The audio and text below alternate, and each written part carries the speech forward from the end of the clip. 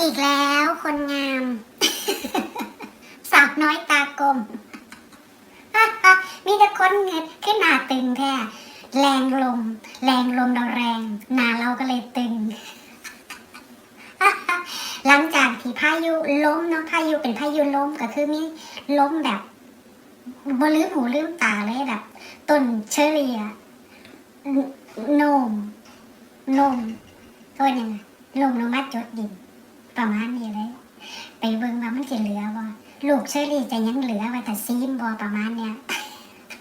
ล้มแบบอู้สุดยอดมากเลยมันอาจจะเหลือหรือว่าเหลือแล้วก็จะเหลือจากปากนกปากกาไหมอีหยังประมาณนี้นะแต่รู้สึกว่ามันจะรวงหลายอยู่สิพาไปเบิ่งว่าลูกเชอรี่ต้นเดียวหลังบ้านนั่นแหละ เชอรี่ต้นเดียวหลังบ้านเป็นปัญหาลอยแปรสำหรับหลายคนว่าเรามีเป็นสวนมันบ่แม่นเนาะอย่าไปคิดไปไกลปานนั้นมีต้นเดียวนั่นแหละเอามานำเสนอเพราะว่ามันดกก็เลยเอามาให้ดูมาชมกันมื้อนี้สิพาไปเบิ่งว่าเชอรี่ที่โดนฝนโดนในลมแห้งๆไปเมื่อก่อนเนี่ยมันเหลือลูกไว้แต่เฮาไว้แต่ซิมความแสบบ่ประมาณนี้เนาะไปชมกันค่ะมาเว้นหนูครับ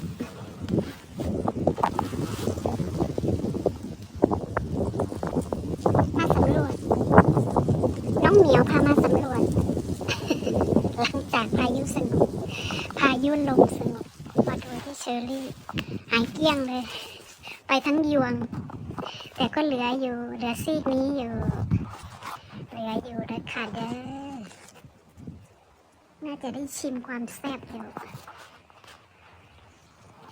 ลมแรงมาก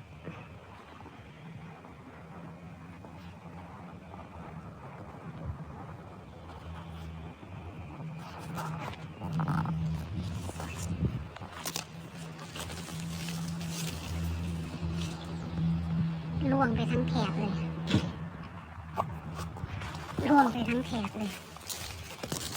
เหลือมาย้อมมาแยม ปานคนมาหลุดไปเลยอะล้มแบบต้นไม้เอ็นเนี่ยเนาะเอ็นแบบลงพื้นเลยอะเชอรี่เราก็จะเหลือแค่นี้แหละปีนี้ยังไม่รู้ว่าจะรอดจากปากนกปากกาพอได้กินไหม